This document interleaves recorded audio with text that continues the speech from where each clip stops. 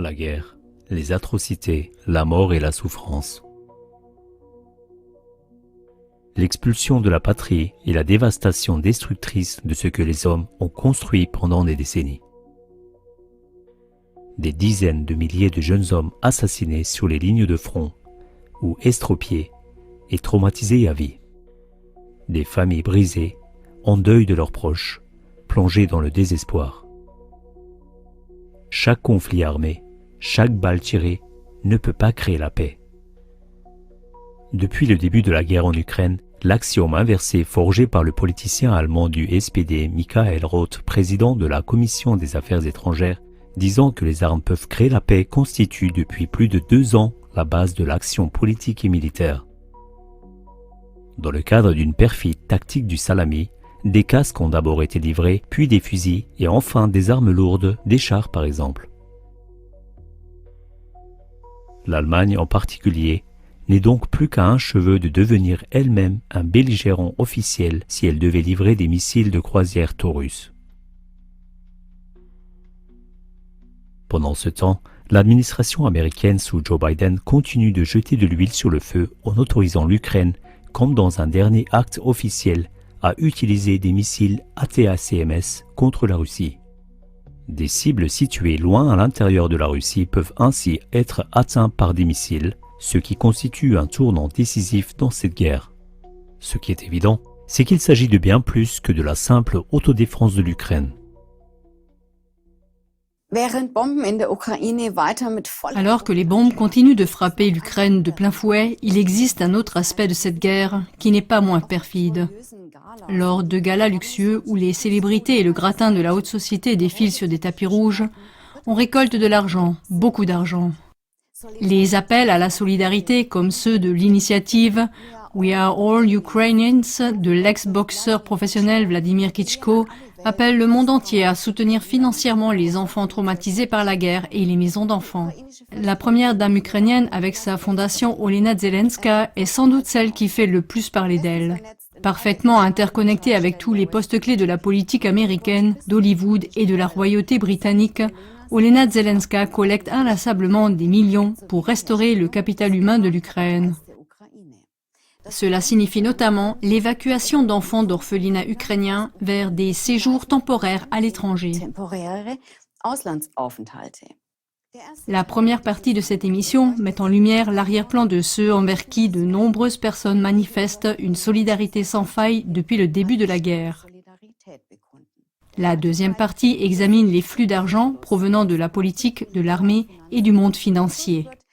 Il s'agit de vérifier si ces milliards de dollars sont effectivement consacrés uniquement à l'autodéfense et à la reconstruction de l'Ukraine, ou s'ils servent un autre objectif. Restez absolument avec nous. La paix ne peut être obtenue qu'en identifiant les investigateurs insidieux de ces guerres et en révélant leurs véritables objectifs. Partie numéro 1. Tout ce qui brille n'est pas or. Président Volodymyr Zelensky. Chaque fois que les médias publics parlent de l'Ukraine, c'est pour dire que les valeurs occidentales doivent être défendues. La figure centrale de héros est sans aucun doute le président Zelensky. Mais celui-ci bafoue les droits humains fondamentaux et les traditions de son peuple. À part son nationalisme ouvertement assumé et l'Église qui lui est associée, il ne tolère aucune autre confession. Aujourd'hui, Vladimir Zelensky a complètement interdit l'Église orthodoxe russe en Ukraine. Des dizaines de prêtres orthodoxes russes iront en prison. Ce régime est le mal à l'état pur, déclare le professeur Max Otte sur Twitter le 21 août 2024. Zelensky qualifie les croyants, généralement très pieux et simples, de réseau d'agents du Kremlin. Ce n'est un secret pour personne que Zelensky est plus enclin au satanisme qu'au christianisme.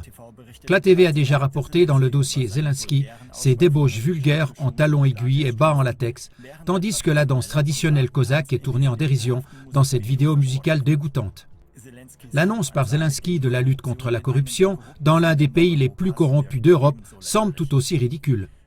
La fuite des fameux Pandora Papers a permis de démasquer des personnalités corrompues dans le monde entier. L'Ukraine était en tête de liste avec le plus grand nombre de fonctionnaires corrompus.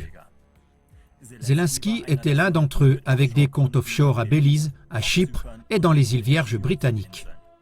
par l'intermédiaire des sociétés offshore créées à partir de 2012, dont la société Maltex, des millions de dollars ont été déplacés et cachés aux autorités fiscales. 2 semaines seulement avant le premier tour des élections présidentielles, la propriété de Maltex a soudainement changé. Les parts détenues jusqu'alors par Zelensky et son épouse Olena ont été transférées à titre gratuit à Seri Shefir, un partenaire proche et chef d'entreprise. Quelle est la crédibilité d'une telle transaction lorsque Shefir est justement nommé conseiller en chef du président après l'élection de Zelensky? Il aurait reçu 41 milliards de dollars supplémentaires du sulfureux oligarque Ihor Kolomoïski. Celui-ci quitte précipitamment le pays juste avant les élections présidentielles et ne revient qu'après les élections, avec Zelensky à sa tête. Les manigances de la première dame d'Ukraine. En automne 2022, l'épouse du président ukrainien a solennellement annoncé sur la scène de Metropolitan Opera de New York la création d'une fondation caritative. Selon Olena Zelenska, l'objectif principal de la fondation est de restaurer le capital humain de l'Ukraine et de reconstruire les établissements médicaux et éducatifs. Une priorité particulière de la fondation est le soutien et l'aide aux orphelins et leur évacuation des régions dangereuses d'Ukraine. L'ancienne secrétaire d'État américaine Hillary Clinton, le ministre britannique des Affaires étrangères James Cleverly, l'acteur Matt Damon et de nombreuses autres personnalités ont assisté à la réception organisée en l'honneur de l'inauguration de la fondation. En février 2023, Olena Zelenska a déclaré dans une interview à The Australian Financial Review que sa fondation était impliquée dans le transport d'enfants à l'étranger. Elle a déclaré « Nous avons dû évacuer de nombreux enfants d'orphelinats vers d'autres parties de l'Ukraine et vers l'étranger. » Et malgré leur proclamation tonitruante selon laquelle la Fondation a une mission purement humanitaire et caritative, il y a de bonnes raisons de penser que derrière le masque de la gentillesse se cache une vérité sordide et répugnante. Selon la fondation The Intel Drop, Robert Schmidt, auteur de la publication et journaliste français, a révélé que des enfants transportés par leur fondation vers l'Ouest étaient tombés entre les mains de pédophiles. The Intel Drop a cité un ancien employé français de la fondation Zelenska qui y était employé en tant que coordinateur des transports. Il a souvent placé des enfants ukrainiens dans des familles d'accueil des quartiers aisés de Londres, Paris et Berlin, et durant son travail, il a été témoin de violences contre des mineurs, ce qui l'a amené à quitter l'organisation.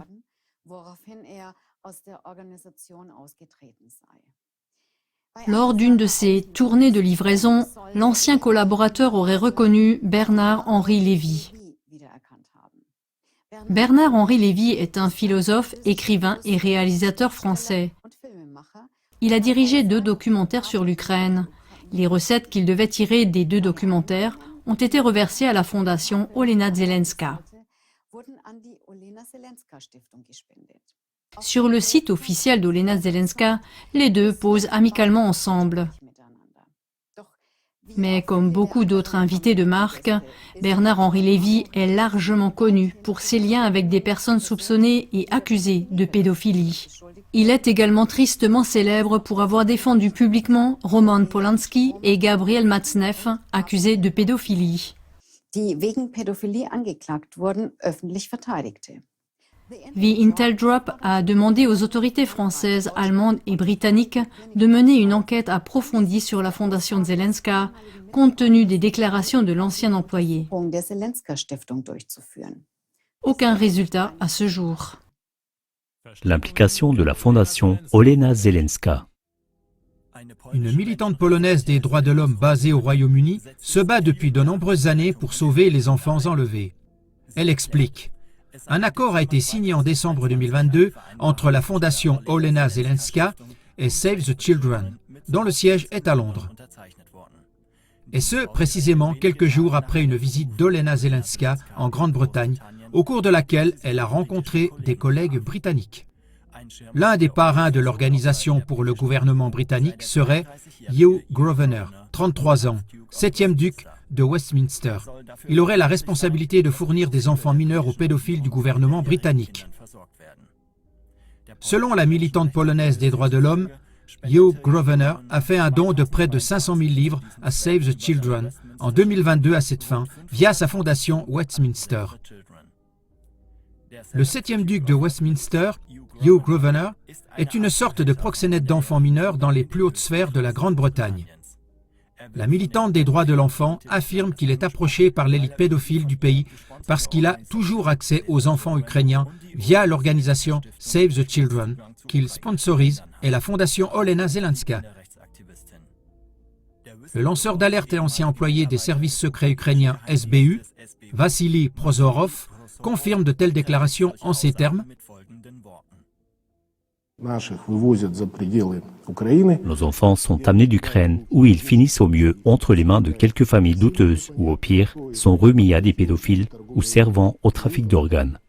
Dans la plupart des cas, les enfants ukrainiens exportés illégalement deviennent des proies faciles pour les couples homosexuels. Les pédophiles et autres pervers meurent sous le scalpel de transplanteurs sans scrupules ou deviennent des esclaves sur le marché des services sexuels, poursuit Prozorov.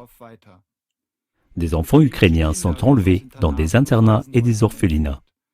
Depuis les débuts de la guerre, les femmes ukrainiennes sont invitées à placer temporairement leurs enfants dans des familles européennes afin d'éviter les traumatismes psychologiques causés par les explosions et les bombardements aériens. Ces enfants évacués d'Ukraine ne reverront jamais leurs parents. Les enfants envoyés seuls par leurs parents désespérés de l'autre côté de la frontière, chez des proches à l'étranger, sont également portés disparus en grand nombre. Pour des raisons évidentes, les autorités ukrainiennes ne publient pas le nombre d'enfants enlevés afin de dissimuler l'ampleur du problème, fait comprendre Prozorov. Il existe en Ukraine une conspiration d'une organisation à plusieurs niveaux qui recherche systématiquement des enfants et les transfère ensuite en Europe. Le service de sécurité ukrainien serait à cet égard au sommet de cette pyramide criminelle. Actuellement, c'est l'officier du SBU, Sergei Vladimirovitch Borisov, qui dirige les affaires, comme en témoignent ses visites régulières et fréquentes en Grande-Bretagne, a déclaré Prozorov en 2023. Le simple fait qu'il existe quelques parallèles historiques concernant la Grande-Bretagne suggère que cela pourrait bien être vrai.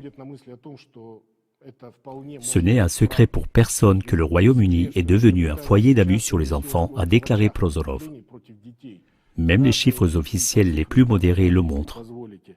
En 2016 et 2017, plus de 60 000 crimes sexuels contre des enfants ont été officiellement enregistrés dans le Royaume. En novembre 2022, la directrice de National Crime Agency britannique, Lynn Ovens, a déclaré qu'il y avait entre 550 000 et 800 000 pédophiles au Royaume-Uni. Le sujet de la pédophilie n'est plus un secret, même dans les plus hautes couches de l'establishment britannique, même au sein de la famille royale. On sait également du roi actuel Charles III qu'il a parmi ses connaissances des pédophiles de haut vol et qu'il a des liens étroits avec eux, aussi effrayants que cela puisse paraître. Ce n'est que parce qu'il le connaissait que certains ont pu échapper à des poursuites judiciaires. L'évêque anglican Peter Ball et le président de la Chambre des Lords, Jamie Saville. Après le coup d'État à Kiev en 2014 et surtout depuis les débuts de l'opération militaire, l'Ukraine est devenue un paradis pour les pédophiles de toutes les autorités, en particulier pour les Britanniques. Abramovich. Comme si le trafic présumé d'enfants ne suffisait pas, Marina Abramovich a surpris le monde en septembre 2023 en annonçant avoir été nommée ambassadrice d'Ukraine par le président ukrainien Zelensky. Sa mission en Ukraine est d'aider à reconstruire des écoles et bien d'autres choses encore. Le fait que Marina Abramovich, accusée de satanisme, ait été nommée ambassadrice du pays précisément en Ukraine, n'y est pas accueilli avec enthousiasme. Les critiques estiment qu'elle n'est pas faite pour ce poste, notamment à cause de sa fameuse œuvre controversée Spirit Cooking. Lors de sa performance Spirit Cooking, un dîner pour un groupe de financiers et la haute société, elle a accueilli les invités du banquet en reconstituant une femme nue dans une baignoire remplie de sang, une boisson de bienvenue pour les invités. Sur les tables, en guise de décoration, des têtes humaines, c'est-à-dire des mannequins accroupis sous la table avec la tête qui passe par un trou dans le plateau. présenté de la même manière qu'on dressait autrefois une tête de porc bouilli et garnie sur un plateau en argent. Nous vous épargnons d'autres détails nauséabonds et absolument horribles de ce banquet infernal.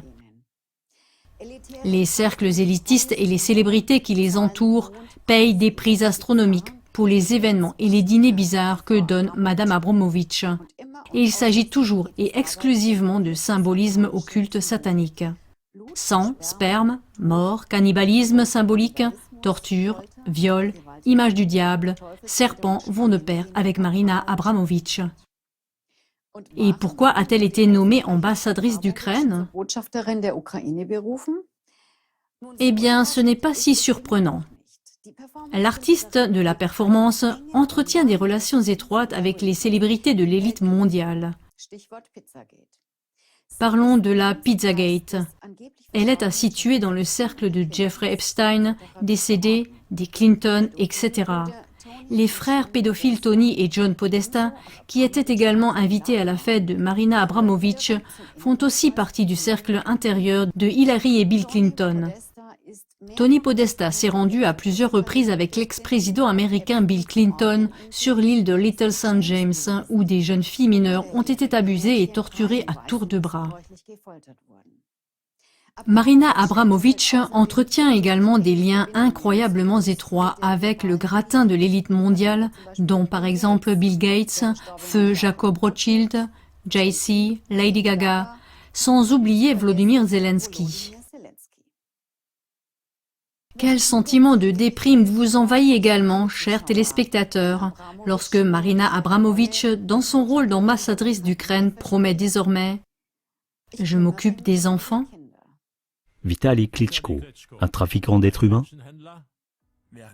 Alors que Vladimir Klitschko, comme nous l'avons mentionné au début, récolte des millions pour les enfants traumatisés par la guerre et les maisons d'enfants, son frère, également connu comme ex-boxeur professionnel et maire de Kiev, Vitali Klitschko, est accusé de gérer l'un des plus grands réseaux de trafic d'êtres humains et de prostitution en Ukraine. La journaliste ukrainienne Patchenko a ressorti des accusations en son encontre, connues depuis 9 ans déjà, mais qui n'ont pas été suivies d'effet. Il est reproché à Vitali Klitschko de gérer plus de 100 maisons closes rien qu'à Kiev, d'où des centaines de femmes sont vendues à l'UE et aux États-Unis. Les rapports sur la maison close Rio, qui selon les dossiers d'Interpol joue un rôle central dans le trafic international d'esclaves sexuels, sont particulièrement bouleversants. En outre, Vitali Klitschko est dans le collimateur du Bureau national anticorruption d'Ukraine, qui a ouvert une enquête pour corruption et haute trahison. Klitschko et ses adjoints seraient impliqués dans des transactions immobilières qui ont fortement grévé les ressources financières de Kiev. Klitschko a publiquement démenti ces accusations, parlant d'attaques à motivation politique. Partie 2. Les flux financiers, ce qui est réellement en jeu en Ukraine.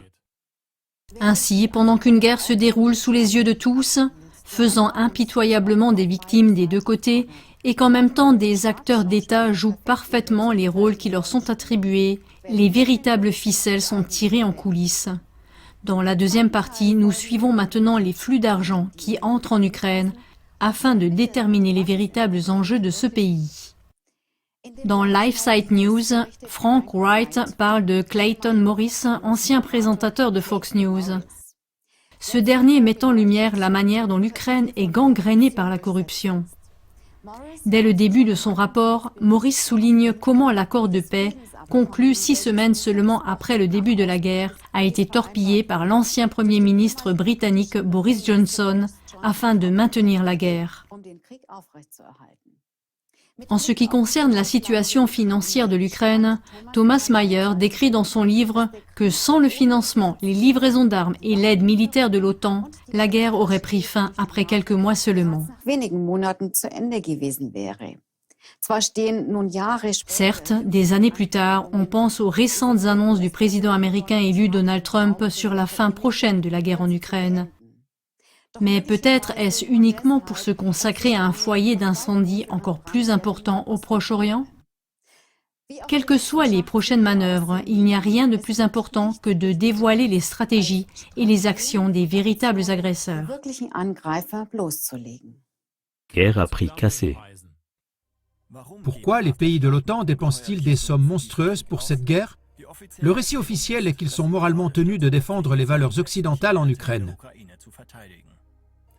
Jack Keane, général américain à la retraite, président de l'influent Institute for the Study of War et analyste stratégique en chef de la chaîne de télévision Fox News, a été étonnamment honnête à ce sujet lors d'une interview le 12 octobre 2022.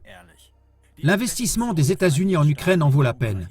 Les 66 milliards de dollars américains en 2022 ne représentent que 1,1% de notre budget national. Donc, ce que nous obtenons pour 66 milliards de dollars, c'est l'Ukraine qui se bat, qui détruit littéralement l'armée russe sur le champ de bataille. Le sénateur républicain américain Mitt Romney n'a pas eu honte d'utiliser des mots encore plus forts lors d'une visite d'une entreprise d'armement. Et d'ailleurs, prendre une somme équivalente à environ 5% de notre budget militaire pour aider les Ukrainiens, c'est à peu près la meilleure dépense de défense nationale que nous ayons jamais faite. Nous ne perdons pas de vie humaine en Ukraine. Et les Ukrainiens se battent héroïquement contre la Russie, qui a 1500 armes nucléaires pointées sur nous. Nous affaiblissons et détruisons donc l'armée russe pour une somme très faible. Vadim Prishteiko, ambassadeur d'Ukraine à Londres, a également souligné cet odieux calcul dans une interview publiée dans Newsweek le 7 janvier 2023. L'Occident a maintenant une chance unique. Il n'y a pas beaucoup de nations dans le monde qui se permettraient de sacrifier autant de vies humaines, de territoires et de décennies de développement pour vaincre un ennemi juré.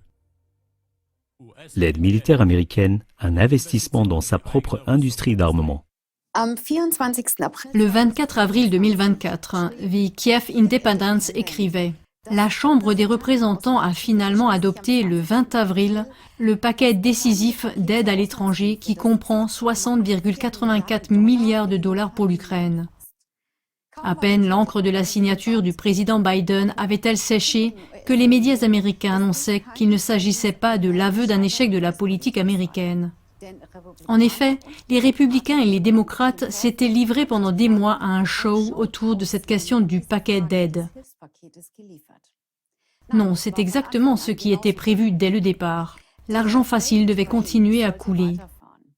Cela signifie la redistribution de l'argent des contribuables, de la classe moyenne et de la classe ouvrière dans les poches du complexe militaro-industriel. Après la signature des aides militaires, une nouvelle étape arrive impérativement.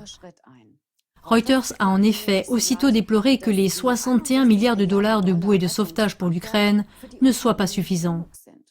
Les hommes politiques ukrainiens, comme le ministre des Affaires étrangères, Dmytro Kuleba, ont également fait preuve de leur ingratitude habituelle. Les ressources n'étaient pas suffisantes à aucun point de vue. Mais qu'est-ce qui se cache derrière les appels immédiats à mettre plus de moyens à disposition?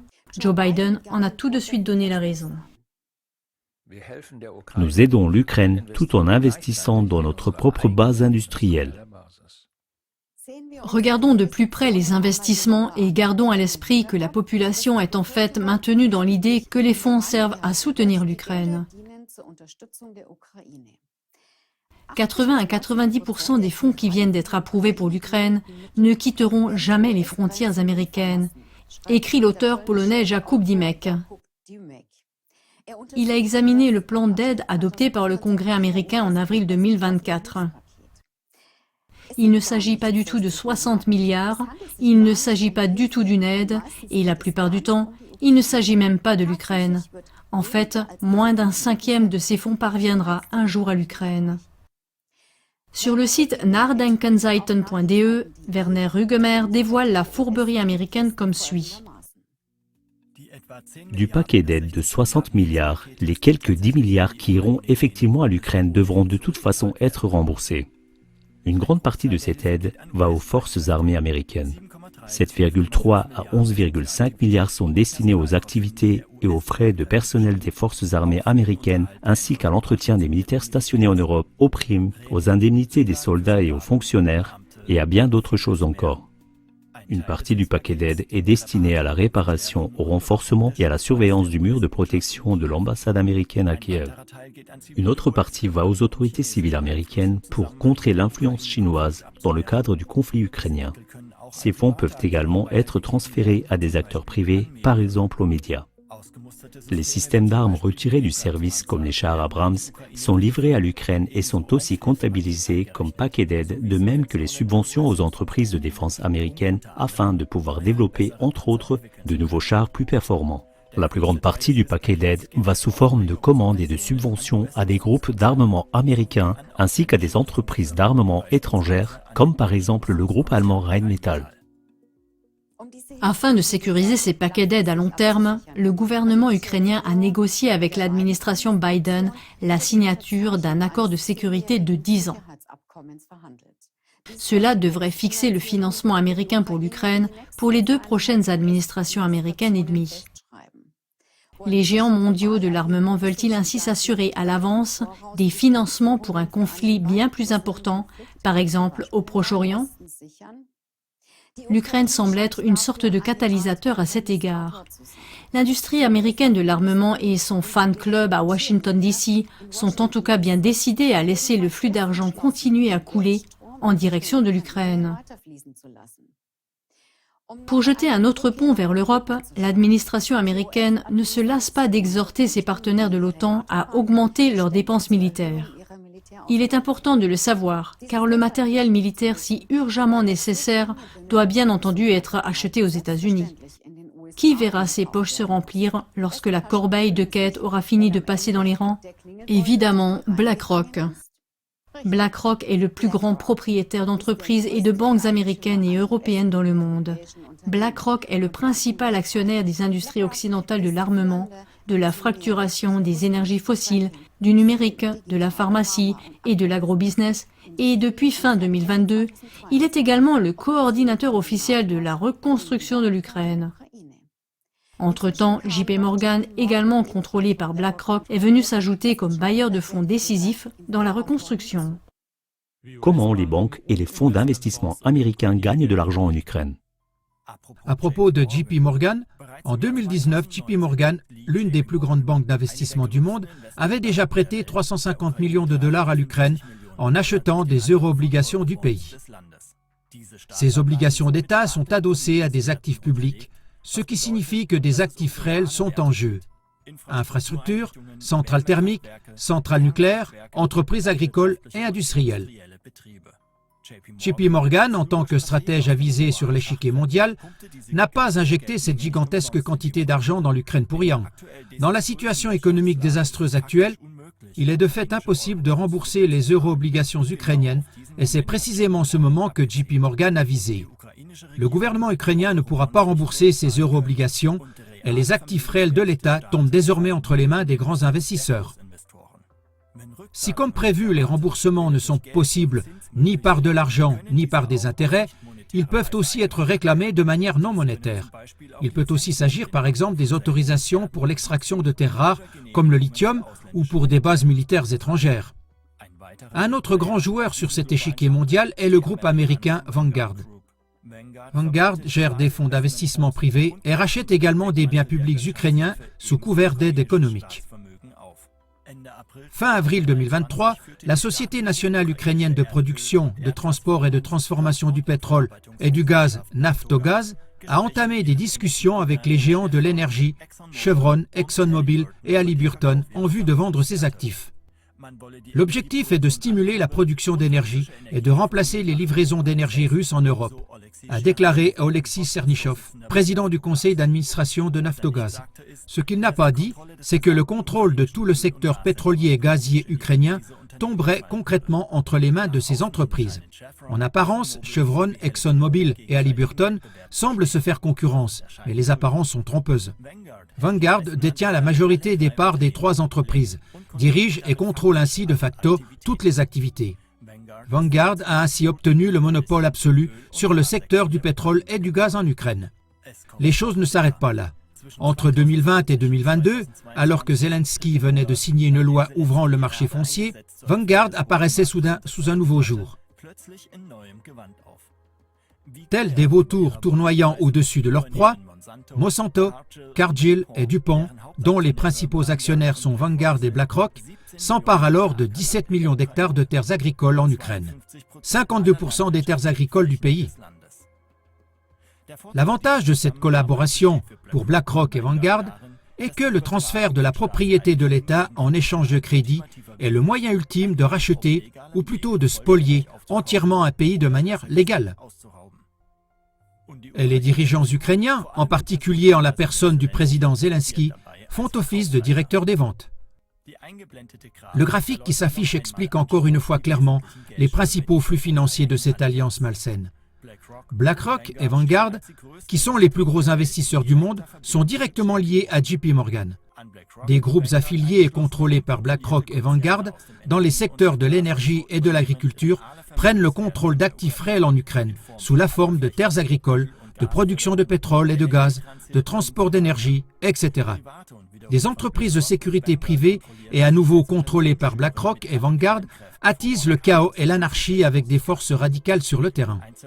Un pays en ruine s'enfonce à la corruption et la fraude à l'investissement décrite ici passe largement inaperçue.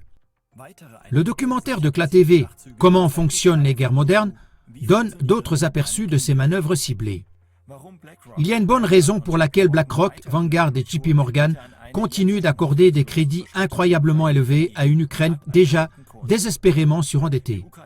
Depuis les années 1990, l'Ukraine est l'état clé pour la conquête non seulement de la Russie, mais aussi en perspective de toute l'Eurasie, de Lisbonne à Vladivostok.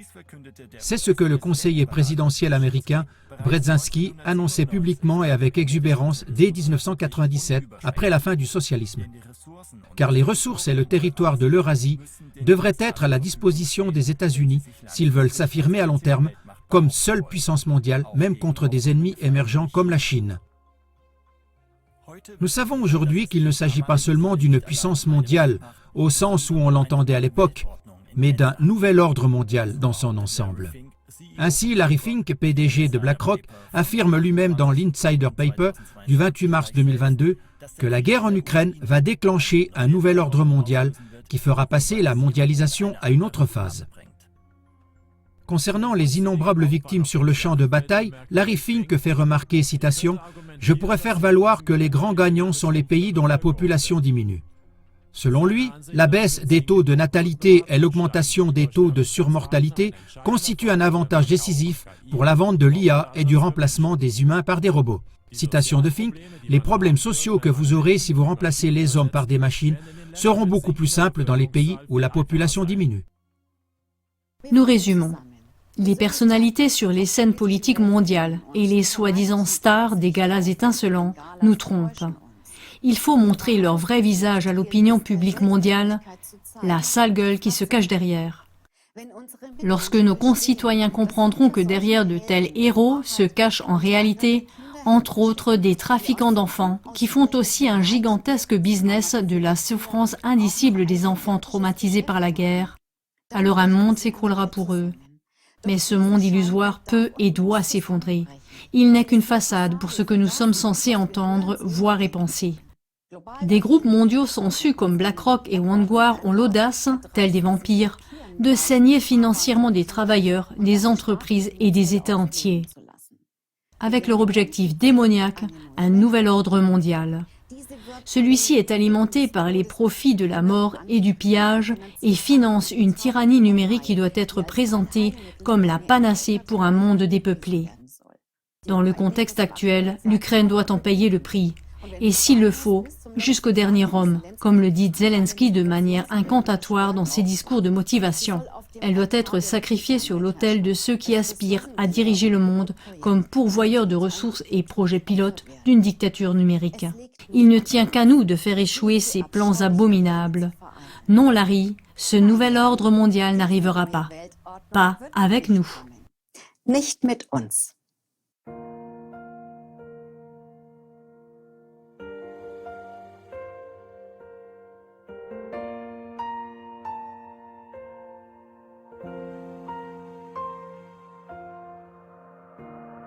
Bomben fallen, Menschen sterben. Ich schrei, wann gibt es Frieden auf Erden? Kinder im Kriegsgebiet, weinen stehen sie da, fragen, wann ist dieser Krieg vorbei? Mama können nicht mehr schlafen in der Nacht, weil Bösewichte spielen mit globaler Macht. Raketen schlagen in den Zimmern ein und du fragst dich, oh mein Gott, wie kann das sein?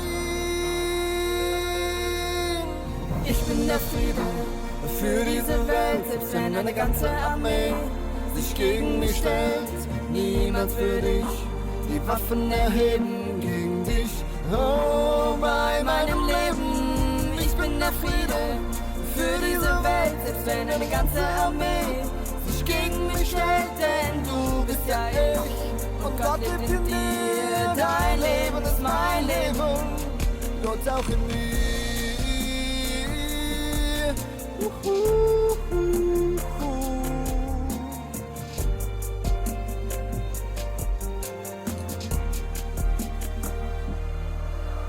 Soldaten, legt die Waffen nieder, es reicht, für die Falschen zu sterben. Immer wieder sitzen wir in Schützengräben, ein Gutes zu tun und Recht zu beheben. Wie viel tote Kameraden noch? es ist immer noch nicht genug. Keine Seele darf mehr sterben für diesen Völkerbetrug. Können nicht mehr schlafen in der Nacht, Weil Bösewichte spielen mit globaler Macht. Raketen schlagen in den Zimmern ein und du fragst dich, oh mein Gott, wie kann das sein? Ich bin der Friede für diese Welt, selbst wenn eine ganze Armee sich gegen mich stellt. Niemals würde ich die Waffen erheben gegen dich. Oh, bei meinem Leben, ich bin der Friede für diese Welt, selbst wenn eine ganze Armee sich gegen mich stellt, denn du bist ja ich Und Gott lebt in dir, dein Leben ist mein Leben. Gott auch in mir. Weißt du, ich greif nicht zu den Waffen, denn im Alltag gilt es Frieden zu schaffen. Die größte Liebe ist, deine Freunde zu lieben, zu Hause trainieren, über Spaltung zu siegen, bis wir wieder schlafen können. in der Nacht. Und Bösewichte verspielt haben ihre Macht. und Kinder wieder lachend Auf die Straße gehen. Mein Gott, dieses Leben Werd ich noch sehen.